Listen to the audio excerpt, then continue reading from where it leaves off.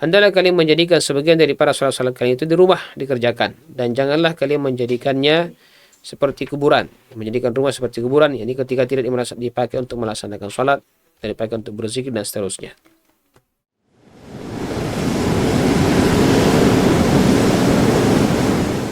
Ruas TV, rutin walaupun sedikit. Bismillahirrahmanirrahim. Assalamualaikum warahmatullahi wabarakatuh. Alhamdulillahi rabbil alamin. Hamdan katsiran tayyiban mubarakan fihi kama yuhibbu rabbuna wa yardah.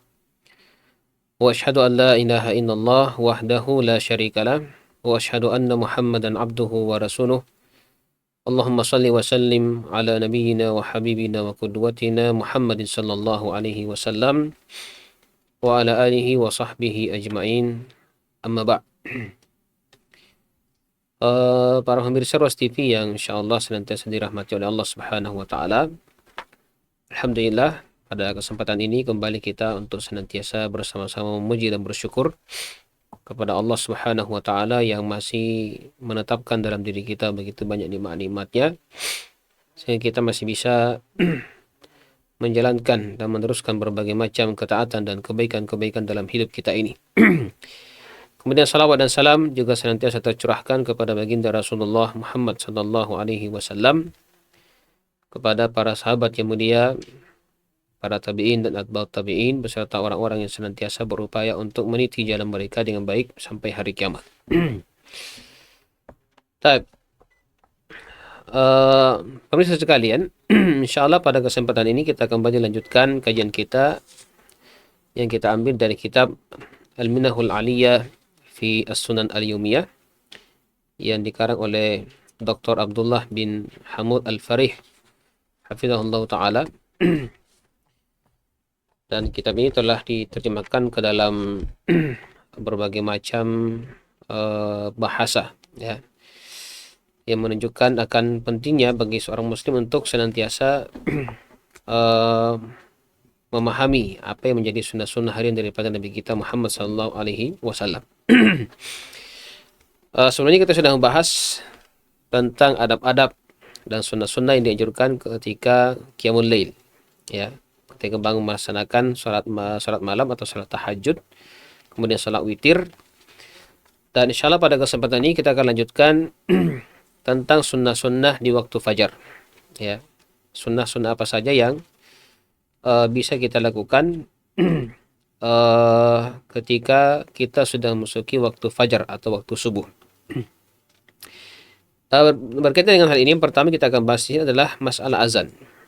Ya, tentunya azan ini merupakan satu amalan yang ketika dikumandangkan maka itu menunjukkan atau memberikan tanda bahwasanya sudah masuk waktu salat.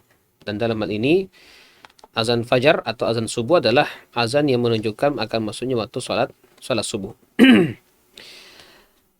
Dan berkaitan dengan azan di waktu subuh ini ada beberapa hal yang disunnahkan. Yang pertama disebutkan di sini adalah mutaba'atul muazzin. Mutaba'atul muazzin, yakni mengikuti bacaan daripada muazzin, ya, orang yang azan. Maka kita sebagai seorang muslim ketika mendengarkan suara panggilan azan, maka hendaknya kita senantiasa berupaya untuk mengikuti bacaan yang dibaca oleh imam, oleh seorang muazzin. Jadi apa yang diucapkan maka kita juga ikut mengucapkannya. Ini berdasarkan sabda Rasulullah sallallahu alaihi wasallam dalam hadis yang diriwayatkan oleh Imam Muslim dari sahabat Abdullah bin Amr bin As radhiyallahu anhuma, annahu sami'a an-nabi sallallahu alaihi wasallam, bahwasanya beliau mendengarkan Nabi sallallahu alaihi wasallam pernah bersabda, "Idza sami'tumul muadzin fakunu mithla ma yaqul." Ya. Jikalau kalian mendengarkan muazzin, orang yang azan, maka hendaklah engkau mengucapkan seperti apa yang diucapkan oleh muazzin tersebut. Nah, ini hukum asalnya. Bahwasanya apa yang kita dengarkan dari muazzin, kita kembali mengulang, ya, suara azan yang dilafazkan oleh muazzin tersebut. Kecuali pada dua hay'alah, ya, atau al-hay'alatain. Hayyalah ini adalah ucapan hayya, ya. Hayya 'alal falah atau hayya 'alas shalah, hayya 'alal falah. Maka yang dianjurkan untuk diucapkan di sini adalah la haula wala quwata illa billah. Ini berdasarkan dalam hadis yang diriwayatkan oleh Imam Muslim dari sahabat yang mulia, sahabat Umar bin Khattab radhiyallahu anhu. Beliau mengatakan, ya, qala Rasulullah sallallahu alaihi wasallam bersabda. Ya, Rasulullah sallallahu alaihi wasallam pernah bersabda, "Idza qala al-muadzin Allahu akbar, Allahu akbar, faqala ahadukum Allahu akbar, Allahu akbar." Ya. Apabila seorang muazzin mengucapkan Allahu akbar, Allahu akbar, lalu salah seorang di antara kalian juga mengucapkan Allahu akbar, Allahu akbar, thumma qala asyhadu an la ilaha illallah, qala asyhadu an la ilaha illallah. Kemudian ketika muazzin mengucapkan asyhadu an la ilaha illallah, dia juga mengucapkan asyhadu an la ilaha illallah. Thumma qala asyhadu anna Muhammadan Rasulullah, qala asyhadu anna Muhammadan Rasulullah. Ketika muazzin mengucapkan asyhadu anna Muhammadar Rasulullah, maka dia juga mengucapkan asyhadu anna Muhammadar Rasulullah. Thumma qala hayya 'alas shalah. Kemudian ketika muazzin mengucapkan hayya 'alas shalah, qala la haula wala quwata illa billah. Maka yang mendengarkan mengucapkan la haula wala quwata illa billah. Thumma qala hayya 'alal falah, qala la haula wala quwata illa billah. Ketika muazzin juga mengucapkan hayya 'alal falah, maka dia mengucapkan la haula wala quwata illa billah. Thumma qala Allahu akbar, Allahu akbar, qala Allahu akbar, Allahu akbar. Ya, ketika muazzin mengucapkan Allahu akbar, Allahu akbar, dia juga mengucapkan Allahu akbar, Allahu akbar. Thumma qala la ilaha illallah. Ketika muazzin mengucapkan la ilaha illallah, qala la ilaha illallah, dia juga mengucapkan la ilaha illallah. Min qalbihi dakhalal jannah. Kata Rasulullah, siapa yang melakukan ini, mengucapkan ini, mengikuti imam dari hatinya atau ikhlas dari hatinya, maka dia berhak untuk masuk ke dalam surga Allah Subhanahu wa taala. Luar biasa jemaah sekalian atau pemirsa sekalian. Rasulullah sallallahu alaihi wasallam memberikan jaminan kepada orang yang terbiasa mendengarkan azan kemudian dia menjawab azan tersebut. Ya, menjawab azan seperti apa yang diucapkan oleh muazzin, kecuali di ucapan hayya 'alas shalah, hayya 'alal falah, maka dia menjawab dengan la haula wala quwata illa billah. Keutamaannya adalah Rasulullah sallallahu alaihi wasallam memberikan jaminan untuk masuk ke dalam surga Allah Subhanahu wa taala. Baik. Disebutkan di sini oleh salah seorang ulama, Al-Imam Ibnu Qayyim Al-Jauziyah, beliau mengatakan, wa hadha muqtadal hikmatil mutabaqah li hadil muadzin was-sami. فإن كلمات الأذان ذكر فسنة للسامي أن يقولها. Ya, dan berkaitan dengan menjawab salam di sini, ini adalah sesuatu yang sangat sesuai dengan hikmah apa yang disesuaikan dengan kondisi daripada seorang muazzin dengan orang yang mendengarkan azan tersebut. Ya, kenapa? Karena kalimat-kalimat azan ini dia merupakan bentuk zikir kepada Allah Subhanahu wa taala. Maka disunnahkan bagi orang yang mendengarkannya juga mengucapkan zikir tersebut. Jadi dalam agama Islam itu panggilan untuk melaksanakan ibadah salat itu dipanggil dengan berzikir.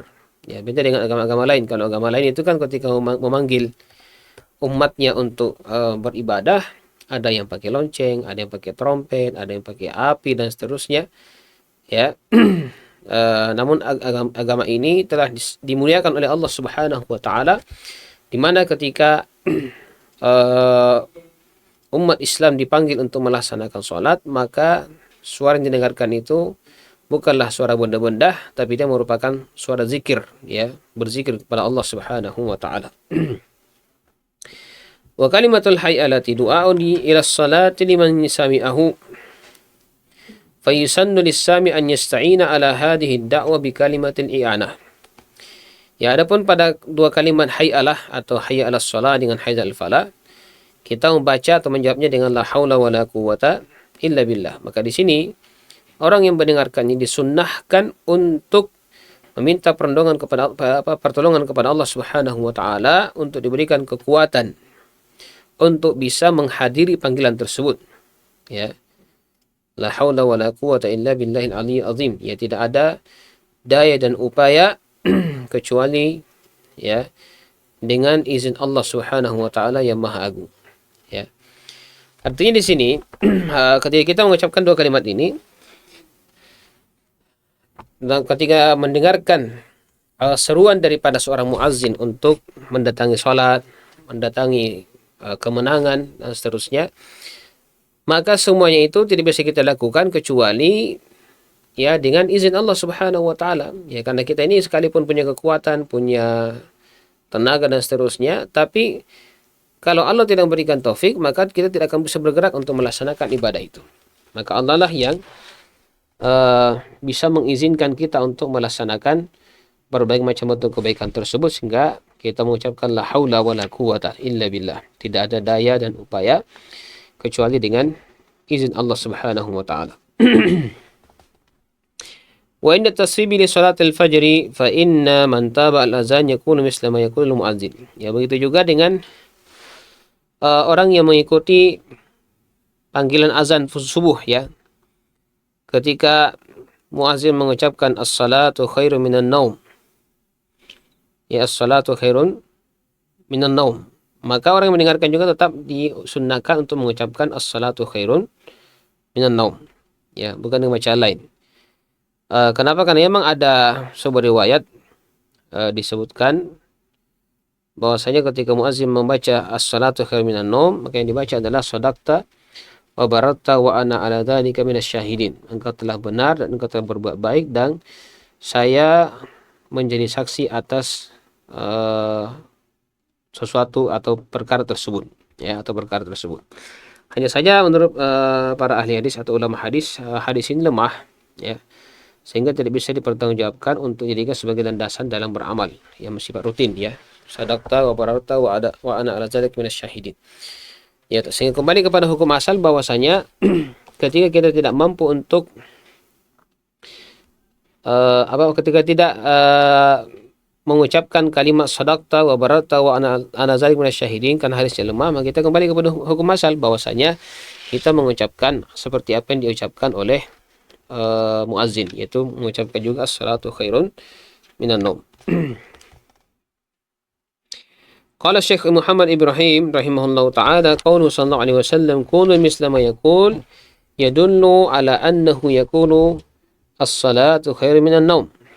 Ya, jadi ketika Nabi sallallahu alaihi wasallam di hadis sebelumnya menyatakan bahwasanya orang yang mendengarkan azan itu hendaknya mengucapkan seperti apa yang didengarkan dari seorang muazzin itu.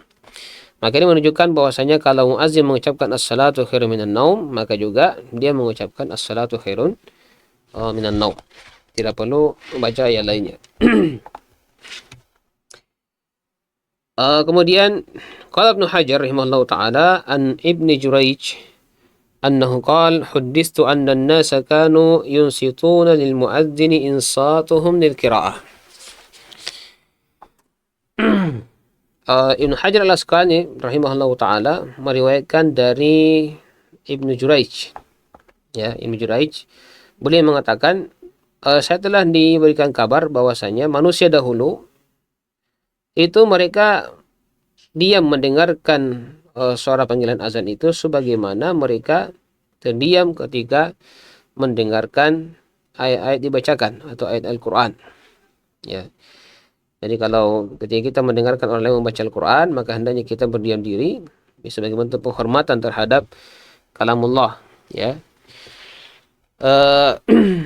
Maka begitu juga ketika mendengarkan panggilan azan, maka hendaknya kita juga ikuti dengan tenang, ya, dengan diam. Dan ini merupakan sesuatu yang telah diajarkan oleh Rasulullah SAW, diamalkan oleh para sahabat. Nah, sehingga ketika kita mendengarkan azan, hendaknya kita fokus mendengarkan suara azan tersebut. Nah, ini berkaitan dengan sunnah-sunnah dalam mengikuti azan. Kemudian yang kedua dari sunnah-sunnah terkait azan ini adalah qaulu hadzal dzikr ba'da syahadatain. Ya. mengucapkan zikir tertentu ketika muazin telah mengucapkan dua kalimat syahadat. Ya, dua kalimat syahadat.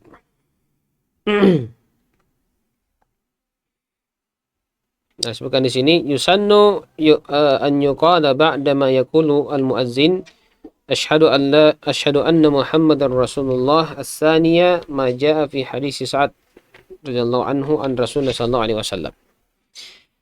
Kemudian disunnahkan, ya, disunnahkan ketika muadzin mengucapkan asyhadu an la ilaha illallah wa asyhadu anna Muhammadan Rasulullah, kemudian ditambah lagi asyhadu anna Muhammadan Rasulullah. Jadi ucapan syahadat yang kedua, ya, asyhadu anna Muhammadan Rasulullah atau dar Rasulullah.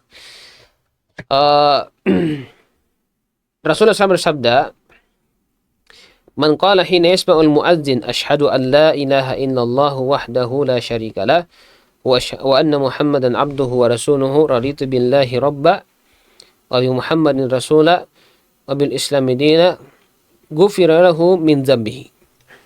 Ini beliau bersabda, siapa yang mengucapkan ketika mendengarkan muadzin asyhadu an la ilaha illallah wahdahu la syarika lah wa anna Muhammadan abduhu wa rasuluhu, ya, raditu billahi rabba wa bil islamina wa Muhammadin sallallahu alaihi wasallam nabiyyan.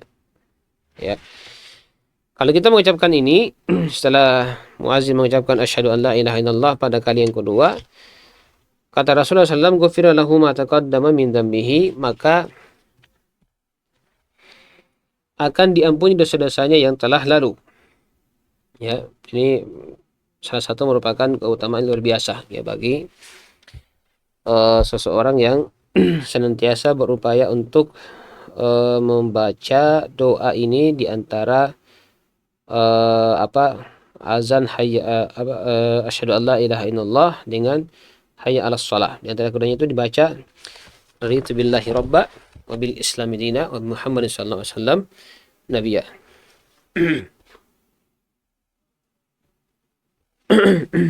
Baik. Yang ketiga dari sunnah-sunnah azan ini adalah as-salatu ala nabi sallallahu alaihi wasallam ba'dal azan. Ya. Berselawat kepada Nabi kita Muhammad sallallahu alaihi wasallam setelah mengucapkan azan. Ya. Setelah azan dikumandangkan. Ini berdasarkan dalam hadis yang diriwayatkan oleh Imam Muslim dari sahabat Abdullah bin Amr radhiyallahu anhu.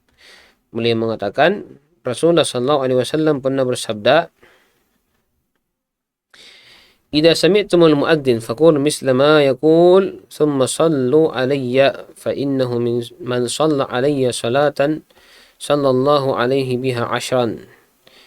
Thumma silu li al-wasilah fa innaha manzilatun fil jannati la tanbaghi illa li 'abdin min ibadillah wa arju an akuna anahu faman sa'ala li al-wasila halat lahu syafa'ah."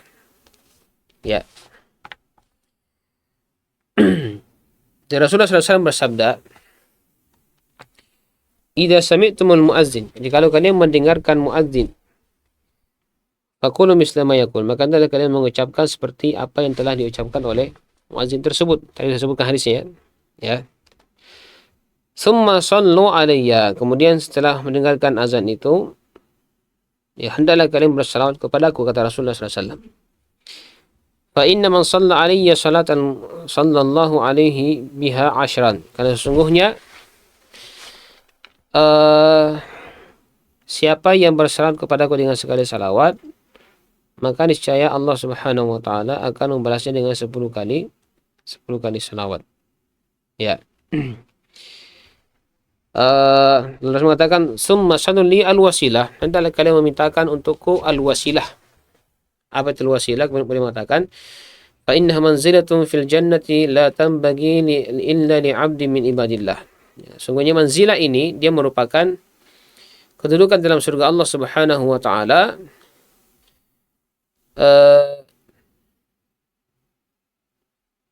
yang mana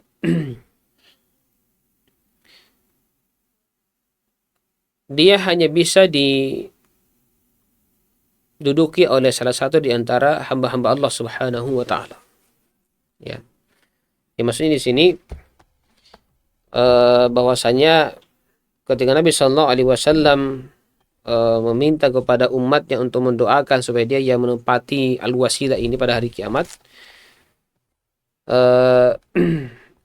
ini adalah suatu hal yang menjadi keutamaan ya bagi Rasulullah Shallallahu alaihi wasallam.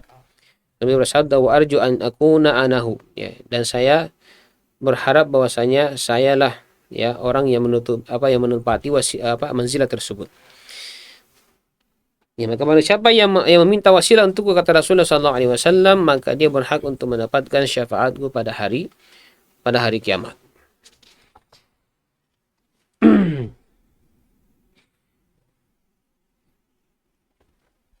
Ya, wa abdalu anwa'is salati as-salat al-ibrahimiyah. Allahumma salli ala Muhammad wa ala ali Muhammad kama shallaita ala Ibrahim wa ala ali Ibrahim.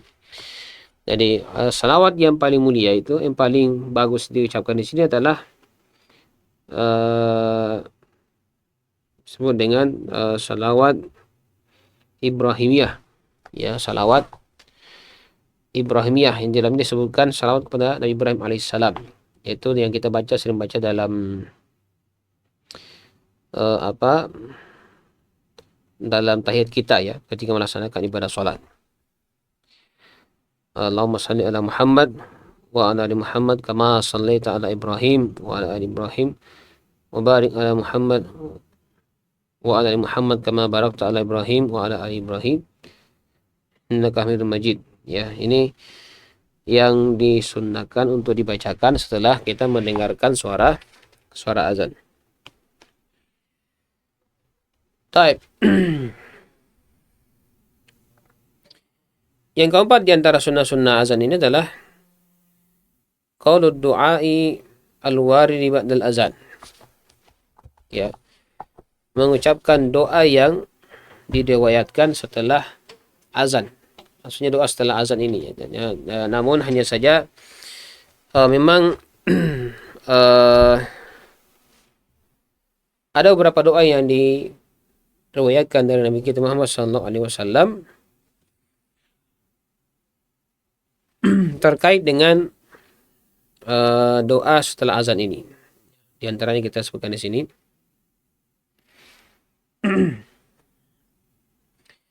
Dalam hadis yang diriwayatkan oleh Imam Al-Bukhari,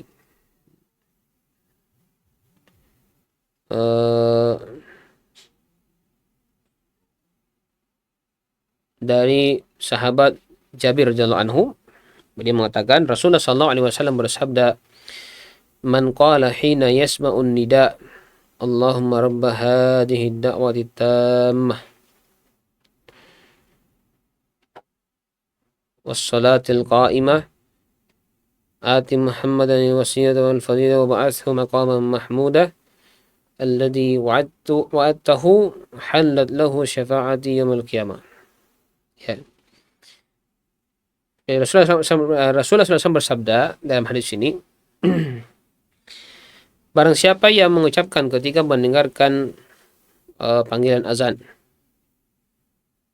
ini doa yang lain ya. Dia mengucapkan ketika mendengarkan panggilan azan, apa doanya? Allahumma rabb hadhihi da'wati tammah. Ya. Ya Allah, pemilik seruan yang sempurna ini.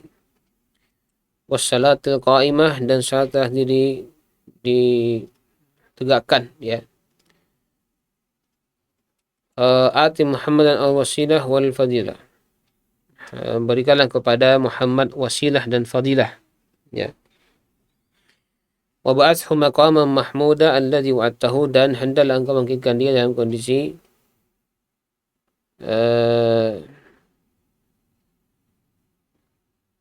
posisi yang disebut dengan maqam mahmuda ya, yaitu makam yang terpuji. Alladzi wa'adtahu, yang engkau janjikan kepadanya. Apa kata Rasulullah? Siapa yang mengucapkan doa ini maka nanti di akhirat dia akan mendapatkan pahala dari apa bukan pahala ya, syafaat ya. Maka pada di akhirat dia akan mendapatkan syafaat dari Nabi kita Muhammad sallallahu alaihi wasallam. Dan saya kira ini yang sering kita hafal dengarkan ya. Allahumma rabb hadhihi da'wati tammah was salatil qa'imah ati Muhammadin wasilata wal fadilah wa ba'athu maqaman mahmudah alladzi wa'adtah ya. Dan kata Rasulullah SAW, orang yang baca doa ini ya setelah mendengarkan azan, maka dia berhak untuk mendapatkan syafaatnya pada hari kiamat. Ya. Di sini sebutkan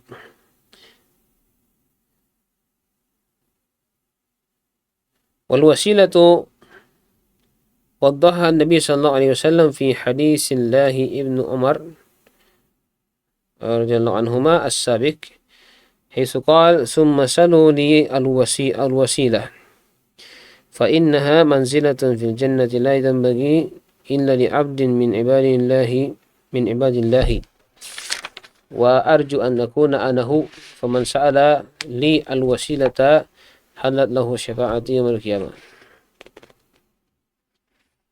حلت له الشفاعة. Ini dalam hadis yang lain ya. Tentang wasilah di sini, Nabi kita Muhammad SAW juga telah menerangkan di dalam hadis yang diriwayatkan oleh Abdullah bin Amr radhiyallahu anhu, di mana Nabi SAW bersabda, "Tsumma saluni al-wasilah."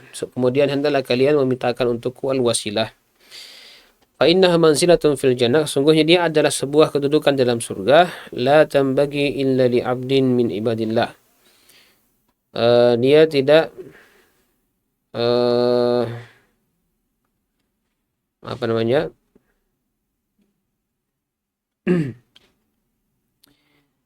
Dia tidak dipersiapkan oleh Allah Subhanahu wa taala kecuali hanya untuk seorang hamba di antara hamba-hambanya. Ya. Warju an yakuna an akuna anahu ya, dan Rasul mengatakan dan saya berharap yang menjadi pilihan itu adalah saya sendiri ya. Faman sa'alani alwasilata halat lahu asy-syafa'ah yaumil qiyamah ya. Maka siapa yang meminta wasilah untuk Nabi sallallahu alaihi wasallam, kata beliau, maka dia berhak untuk mendapatkan syafaat dari Nabi kita Muhammad sallallahu alaihi wasallam ya.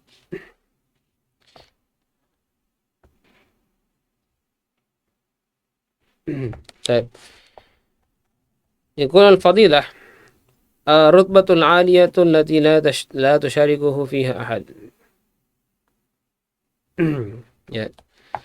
Ini maksud dengan fadilah di sini adalah tingkatan yang sangat tinggi yang mana seseorang tidak ada yang bisa menemani di situ ya. Menemani maksudnya yang bisa naik bersamanya ke tempat tersebut, disebut dengan al-fadilah. Kalau Syekhuna Ibnu Utsaimin rahimahullah ta'ala, Syekh Ibnu Utsaimin rahimahullah ta'ala mengatakan, ad-da'watu tammah hiya al-azan li'annahu da'watun wa wasiyatun nabi tammah ya. Berdakwah dengan benar ya.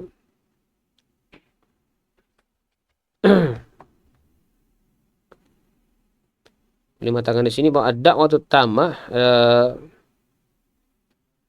seruan atau doa yang sempurna adalah azan. Ya, kenapa seperti itu kata beliau?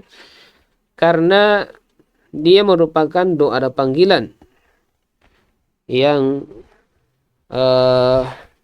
Rasulullah SAW menyebutkan tentang wasfuhat tammah atau sifatnya sempurna atau panggilannya sempurna. Listimaliha ala ta'zimillahi ta'ala wa tauhidihi, yang mana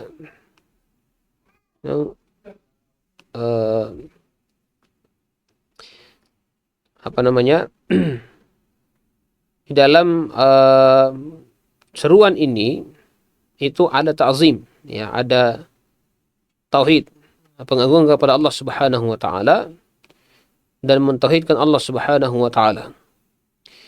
wasyahadatu birrisalati, di dalamnya juga ada persaksian akan risalah yang dibawa oleh Rasulullah sallallahu alaihi wasallam. Wad da'watu ilal khair, dan ajakan seruan untuk mengikuti kebaikan. Al-maqam al-mahmud yashmalu kulla mawaqif yawm al-qiyamah wa akhasu dzalika asy-syafa'atul uzma. Adapun maqam mahmud ya, tempat yang terpuji, maka dia mencakup seluruh tempat pada hari kiamat. Wa akhas dzalika asy-syafa'atul uzma. Ya, namun yang memberikan keistimewaan pada hari itu adalah apa yang disebut dengan syafa'atul uzma, syafaat yang sangat agung dari Nabi kita Muhammad sallallahu alaihi wasallam pada hari itu.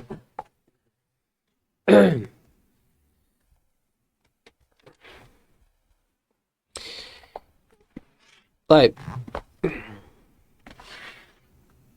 Kemudian selanjutnya, di antara sunnah-sunnah azan ini kita akan jelaskan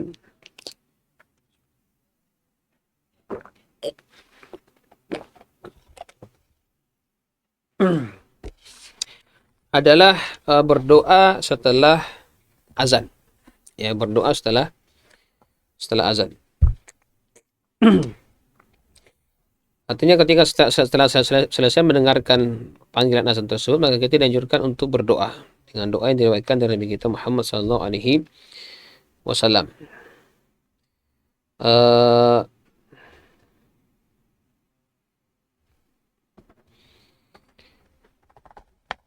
Dan dia termasuk salah satu momen atau waktu yang mustajab untuk berdoa kepada Allah Subhanahu wa taala. Artinya di sini bahwasanya kalau kita berdoa setelah azan, antara azan dan iqamah itu adalah rentang waktu yang termasuk waktu yang mustajabah. Waktu yang mustajab untuk meminta kepada Allah Subhanahu wa taala. Berdasarkan dalam sebuah riwayat yang diriwayatkan oleh Imam Abu Daud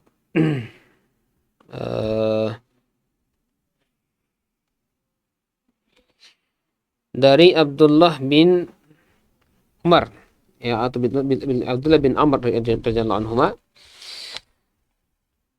anna rajulan qala ya Rasulullah innal muazzinina yafdulunana, faqala Rasulullah sallallahu alaihi wasallam kul kama yaqulun fa idzan tahait fas'al tu'ti. Nah, beliau bersabda, katakanlah seperti apa yang diucapkan oleh muazzin itu. Dan kalau engkau sudah selesai mengikutinya, maka hendaklah engkau minta, maka niscaya Allah akan berikan apa yang kau minta. Nah, ini menunjukkan mustajabnya ya doa di antara doa azan. Juga dalam hadis yang diriwayatkan oleh Imam An-Nasa'i dari sahabat Anas bin Malik radhiyallahu anhu, beliau mengatakan, Nabi sallallahu alaihi wasallam qala ad-du'a bainal azan wal iqamati la yurad. Ya. Nabi SAW bersabda, doa di antara azan dan iqamah itu adalah doa yang tidak akan ditolak oleh Allah Subhanahu wa taala. Ya, la yurad, ya, tidak akan ditolak ya oleh Allah Subhanahu wa taala. Faedah disebutkan di sini ada sebuah pelajaran terkait dengan hal ini. Al-khuruju minal masjid ba'dal azan manhiyun anhu. Ya. Jadi ada pembahasan bahwasanya keluar dari masjid setelah dikumandangkan azan itulah perkara yang terlarang. Minimal hukumnya adalah makruh. Ya, kalau sudah dikumandangkan azan dalam sebuah masjid kemudian kita sudah berada di dalamnya, maka tidak boleh kita keluar tanpa ada uzur syar'i atau halangan misalnya, ya.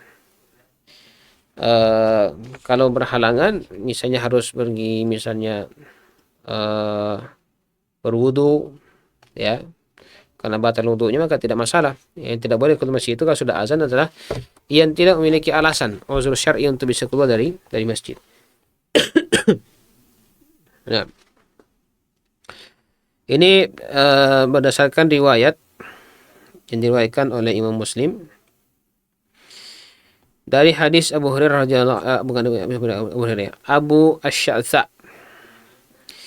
Abu Sya'tha mengatakan, ya, kunna qu'udan fil masjid ma Abi Hurairah. Ya, kami pernah duduk di masjid bersama Abu Hurairah.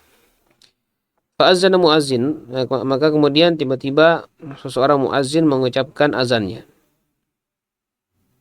Ya, dia mengucapkan atau mengikuti azannya.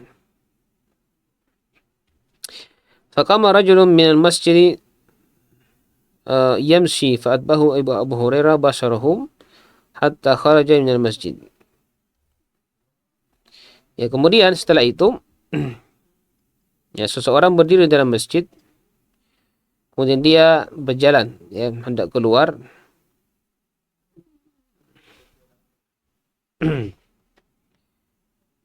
Jadi Abu Sya'sa di sini duduk bersama sahabat Abu Hurairah, kemudian dikumandangkan azan oleh muazzin. Lalu ada seseorang yang berdiri dan berjalan. Ya, maksudnya di sini dia berjalan hendak keluar dari masjid. Abu Sya'sa mengatakan fa'atba'ahu Abu Hurairah radhiyallahu anhu basarahu hatta kharaja minal masjid. Ya, maka Abu Hurairah itu ketika melihat orang tersebut bangkit, maka dia mengikutkan pandangannya kepada orang tersebut ya. Sambil jalan, Abu Hurairah mengikutkan pandangannya kepada orang tersebut sampai dia keluar dari masjid. Ya. Faqala Abu Hurairah, maka Abu Hurairah radhiyallahu anhu mengatakan, "Amma hadza faqad asa Abul Qasim sallallahu alaihi wasallam." Adapun orang ini maka sungguh dia telah berbuat maksiat kepada Al-Qasim. Al-Qasim di sini adalah nama lain daripada Nabi kita Muhammad SAW, bukan namanya, kunyahnya, ya kunyah daripada Nabi kita Muhammad SAW. Jadi seolah-olah Abu Hurairah mengatakan orang tadi berdiri ketika berdiri berdiri meninggalkan masjid setelah dikumandangkan azan, ya maka dia termasuk orang yang durhaka kepada Nabi kita Muhammad SAW. Ya, berdasarkan dua ini menunjukkan bahwasanya Abu Hurairah kemungkinan besarnya Abu Hurairah itu mempertegas kepada kita, boleh jadi beliau pernah mendengarkan langsung dari Nabi kita Muhammad SAW bahwasanya tidak boleh keluar dari masjid ketika sudah dikumandangkan azan. Baik. Ini masih ada beberapa pembahasan dari sunnatul fajr ini. Nah, sebutkan di sini ya. Sunnatul fajri wa fiha iddatu sunan. Ya. Kemudian setelah mendengarkan azan, menjawab salam, maka disunnahkan untuk melakukan salat sunnah fajar.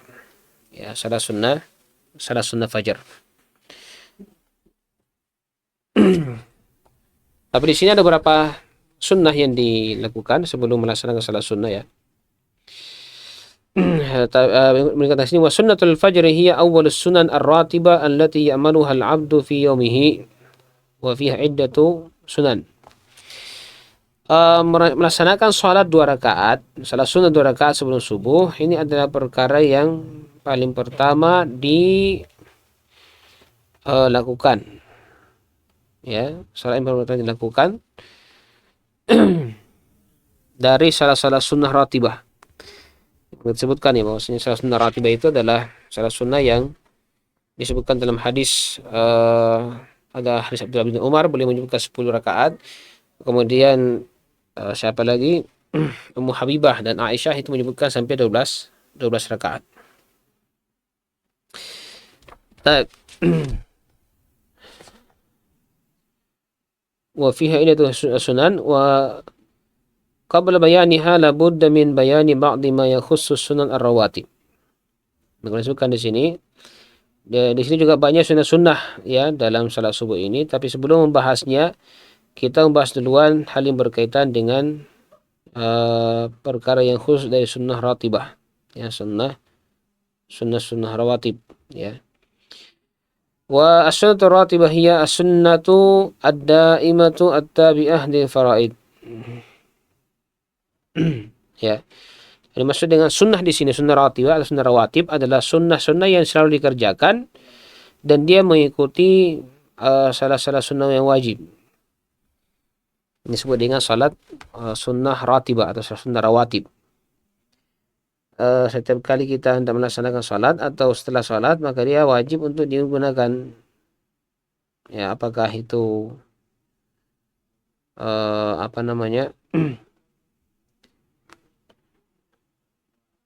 eh, sebelum sholat atau setelah sholat. Ya, ini disebut dengan salat sunnah rawatib. Jadi kalau salat subuh ini sunnah rawatibnya itu adalah sebelum sebelum salam atau sebelum sebelum sholat ya sebelum sholat. Eh Ukhtulifa fi adadi sunan ar-rawatib ala qaulain. Ya, adapun dari sisi salat sunnah rawatib ini, maka para ulama kita berbeda pendapat tentang jumlahnya itu. Ada dua pendapat yang masyhur, ya. Pendapat yang pertama mengatakan bahwasanya anna adadaha asyru rakaat. Ya, bahwasanya jumlah daripada salat rawatib ini adalah 14 10 rakaat. Asyru rakaat ya 10 rakaat. Nah, kita sebutkan di sini ya. Eh Rak'atani qabla al-fajri, 2 rakaat sebelum fajar. Rak'atani qabla zuhri, 2 rakaat sebelum zuhur. Rak'atani ba'daha, 2 rakaat setelahnya, setelah salat zuhur. Rak'atani ba'dal maghrib, 2 rakaat setelah salat maghrib. Wa rak'atani ba'dal isya, dan 2 rakaat setelah salat isya. Wa hadhihi 10 raka'atin muttafaqun 'alaiha min al-ulama. Kama nakala dzalika Ibnu Abi Hubairah radhiyallahu anhu. Kama dzalika nakala dzalika Ibnu Hubairah ya. Kemudian mengatakan sini bahwasanya 10 rakaat ini adalah sesuatu yang disepakati oleh para ulama kita akan disyariatkannya sebagaimana dinukilkan dari Ibnu Hubairah radhiyallahu anhu bahwasanya ulama kita sepakat tentang hal ini. Wa istalalu bi hadisi Umar al-muttafaq alaih, dan mereka berhujjah atau berdalilkan dengan hadis Ibnu Umar yang telah disepakati akan kesahihannya. Beliau mengatakan, hafidtu minnan nabi sallallahu alaihi wasallam 10 raka'atin rak'ataini qabla az-zuhri wa rak'ataini ba'daha. Ya, disebutkan di sini ya. Abdul bin mengatakan, saya telah menghafal dari Nabi sallallahu alaihi wasallam 10 rakaat. Rak'ataini qabla az-zuhri, 2 rakaat sebelum zuhur, wa rak'ataini ba'daha, dan 2 rakaat setelahnya. Wa rak'ataini ba'dal maghrib fi baiti, dan 2 rakaat setelah salat maghrib di rumahnya. Wa rak'ataini ba'dal isya fi baitihi, dan 2 rakaat setelah salat isya di rumahnya. Wa rak'ataini qabla salati subhi, dan 2 rakaat sebelum melaksanakan salat subuh. Wa kanat sa'atan la yadkhulu ala nabi sallallahu alaihi wasallam. Dan ya, ada suatu waktu yang mana Abdul bin Umar ini tidak bisa memasuki Nabi kita Muhammad sallallahu alaihi wasallam. Ya, di sini bahwasanya terkait dengan pendapat ini menunjukkan bahwasanya salat rawatib itu jumlahnya 10. Ya. Wal qaulu tsani anna adadaha 12 rak'atan. Ya, pendapat yang kedua mengatakan bahwasanya jumlah daripada salat sunnah rawatib itu adalah 12 rakaat. Ya, 12 rakaat. Wa anna qabla salati zuhri 4 raka'atin la rak'ataini, wa hadha al-qawlu huwal azhar wallahu alam. Ya, dan ia meminta yang membedakan antara pendapat yang pertama, pendapat yang kedua ini ya, 4 rakaat sebelum zuhur. Jadi pendapat pertama mengatakan 10 rakaat, kemudian pendapat kedua mengatakan 12 rakaat. Ya, 12 rakaat. Apa yang membedakan? Yang membedakan itu adalah 4 rakaat sebelum zuhur. Kalau yang pertama tadi hanya 2 rakaat, pada masa yang kedua ini itu menambah menjadi 4 rakaat. Wa hadza huwal qaulul azhar, dan ini pengarang mengatakan pendapatnya lebih nampak ya kebenarannya. Berdasarkan dua hadis ini. Yang pertama hadis Aisyah radhiyallahu anha dalam Sahih Bukhari, ya, beliau mengatakan Nabi sallallahu alaihi wasallam kana la yada'u arba'an qabla zuhri. Maksudnya Nabi kita Muhammad sallallahu alaihi wasallam melaksanakan salat 4 rakaat sebelum zuhur, ya. 4 rakaat sebelum zuhur. Ini diriwayatkan oleh Imam Al-Bukhari. Wa inda Muslim, dan dua Imam Muslim juga sebutkan min hadisiha qultu kana ay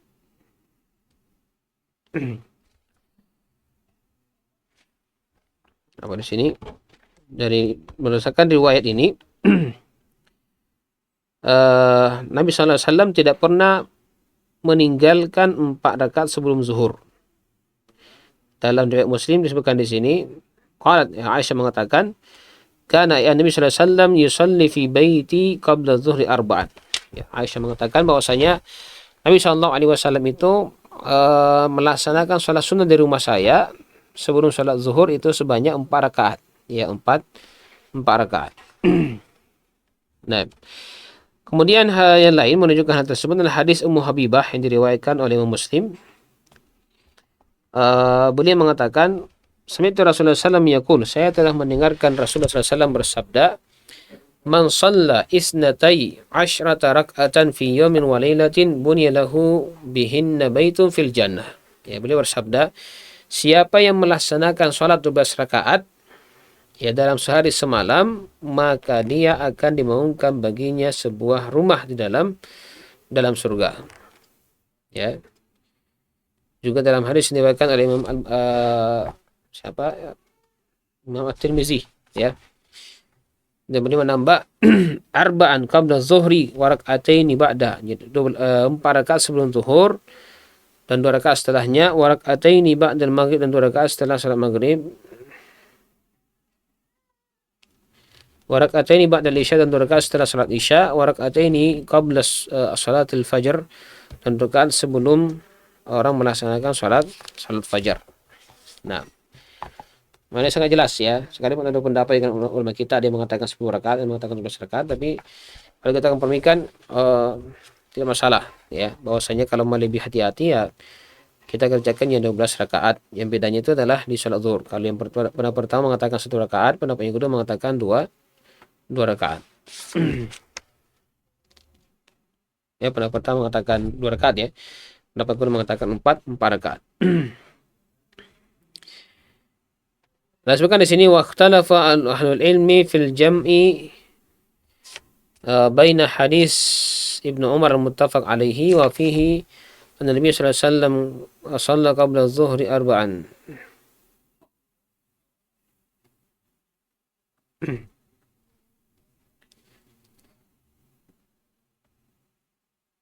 Jadi di sini akan ada hadis tadi, bagaimana caranya ulama kita itu menggabungkan ya antara hadis Ibnu Umar ya dengan hadis-hadis yang lain, ya hadis Ummu Habibah dengan hadis Aisyah.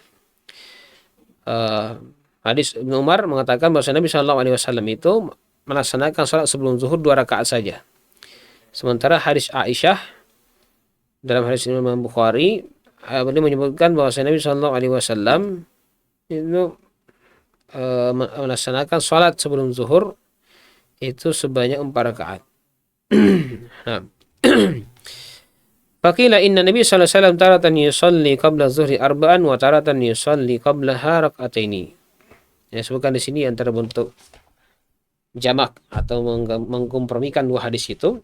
Ada orang mengatakan bahwasanya berarti Nabi sallallahu alaihi wasallam itu kadang melaksanakan salat sebelum zuhur itu kadang 2 rakaat, kadang juga boleh kerjakan 4 rakaat.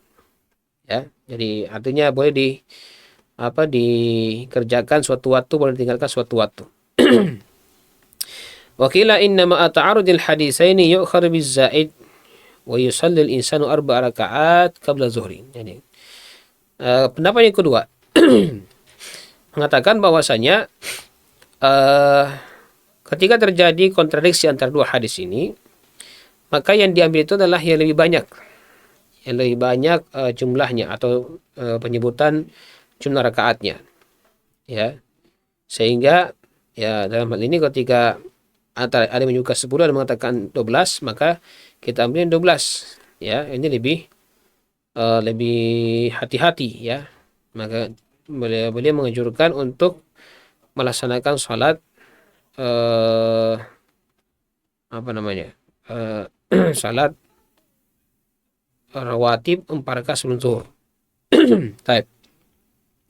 Wa qila in shalla fi baitihi yusalli arba'an wa hadis Aisyah radhiyallahu anha wa in shalla fi masjid yusalli rak'ataini li hadis Ibnu Umar. Jadi ada juga ulama yang menggabungkan bahwasanya kalau dia sholat di rumahnya maka dia mengerjakan 4 rakaat, tapi kalau sholat di masjid itu hanya melakukan 2 2 rakaat.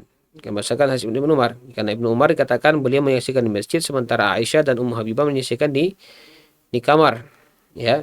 Ya di kamar di rumahnya, ya. Bahwasanya Nabi SAW hanya mengerjakan mengerjakan 4 rakaat, ya. Dia mengerjakan 4 rakaat. Ini caranya menggabungkan, ya. Kemudian disebutkan pengarang di sini wal azhar wallahu alam annahu yu'khad bizaid lihtimali ittila'i Aisyah radhiyallahu anha fi baitiha ala ma lam yattali alaihi Ibnu Umar. Ya. Mengatakan bahasanya yang lebih nampak di sini wallahu alam adalah kita mengambil yang lebih rakaatnya, maksudnya lebih banyak rakaatnya, ya. Kenapa? Karena ada kemungkinan bahwasanya pengetahuan Aisyah terhadap apa yang terjadi di rumahnya itu dia lebih tahu daripada yang lainnya, ya, seperti Abdullah bin Umar. Begitu juga dengan hadis Ummu Habibah, ya. Ummu Habibah dalam hadis yang Muslim dia mengatakan man shalla sunatai asyrata rak'atan fi yawmin wa lailah, ya, siapa yang melaksanakan 12 rakaat dalam sehari semalam, ya. Dan disebutkan gaira faridah, ya. 12 rakaat ini selain daripada salat yang wajib, bunyalahu bihin baitun fil jannah, akan dibangunkan baginya sebuah rumah dalam surga Allah Subhanahu wa taala. Ya.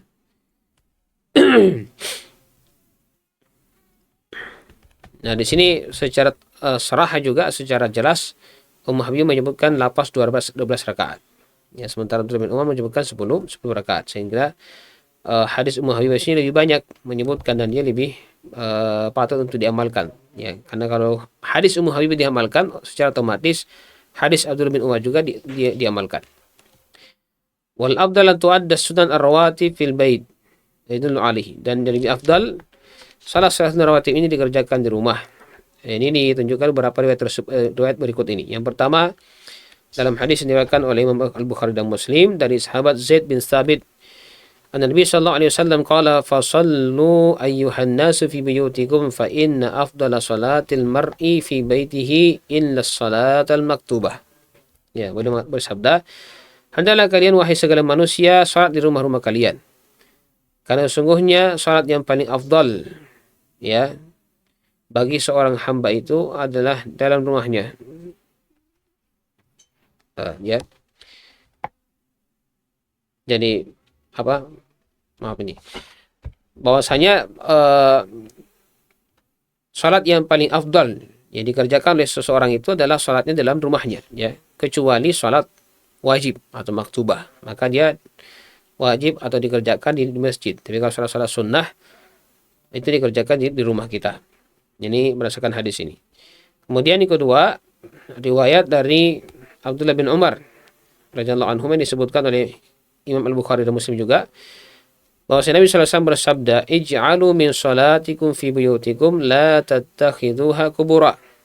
Ya, beliau bersabda, hendaklah kalian menjadikan sebagian dari para salat-salat kalian itu di rumah dikerjakan, dan janganlah kalian menjadikannya seperti kuburan. Menjadikan rumah seperti kuburan, ini ketika tidak dipakai untuk melaksanakan salat, dipakai untuk berzikir dan seterusnya. Kemudian yang ketiga, hadis ketiga, hadis yang diriwayatkan oleh Imam Muslim dari sahabat Jabir bin Abdullah radhiyallahu anhu. Beliau mengatakan Rasulullah SAW bersabda, "Idza qada ahadukum as-salata fi masjidihi falyaj'al li baitihi nasiban min salatihi. Fa inna Allah ja'ilun fi baitiha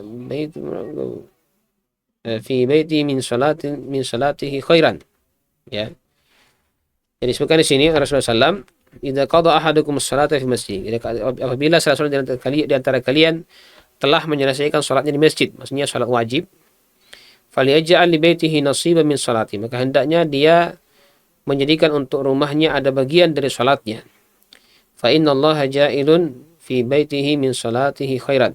Ya, maka sesungguhnya Allah Subhanahu wa taala menjadikan salatnya di rumahnya itu lebih baik daripada salatnya di masjidnya. Nah, ini merupakan sunnah-sunnah atau riwayat-riwayat hadis yang menunjukkan bahwasanya kalau kita melaksanakan salat sunnah itu lebih afdal dikerjakan di rumah. Ya, hanya saja kalau kita khawatir terlambat misalnya, ya, terlambat ikut melaksanakan salat wajib karena mungkin azannya atau qamatnya tidak kedengaran, maka tidak masalah, kita tetap kerjakan di masjid supaya kita tidak terlambat melaksanakan salat wajib. Nah, ini beberapa hal yang terkait dengan masalah sunnah-sunnah di waktu fajar. Kita bahas dari sisi sunnah-sunnah rawatib ya, salat sunnah yang dianjurkan dalam sehari semalam, termasuk di sini adalah salat sunnah 2 rakaat sebelum salat subuh. Ya, salat subuh. Sekarang demikian karena waktu yang membatasi kita, dan insyaallah kita akan lanjutkan pembahasan kita ini masih dalam segmen pembahasan tentang sunnah-sunnah harian Rasulullah SAW, dengan tema pembahasan masih seputar pembahasan tentang sunnah-sunnah yang dikerjakan ketika sholat atau ketika sudah masuk waktu fajar, ya, waktu fajar. Tentunya sangat penting pemirsa sekalian, karena ini adalah sunnah-sunnah yang mengawali daripada keseharian kita. Ya, kita berusaha bagaimana setiap hari kita melakukan aktivitas itu selalu diiringi atau selalu diawali dengan aktivitas ketaatan kepada Allah Subhanahu wa taala. Sekali demikian ya, mudah-mudahan Allah Subhanahu wa taala memberikan kemudahan dan keringanan kepada kita untuk menjalankan sunnah-sunnah harian Nabi kita Muhammad sallallahu alaihi wasallam, dan kita pun termasuk orang-orang yang bersemangat dalam menjalankan sunnah-sunnah tersebut. Kita cukupkan sampai di sini dan kita tutup majelis kita dengan doa kafaratul majlis. Subhanakallahumma wa bihamdik, asyhadu an la ilaha illa anta, astaghfiruka wa atubu ilaik, wa akhiru da'wana alhamdulillahi rabbil alamin. Wassalamualaikum warahmatullahi wabarakatuh.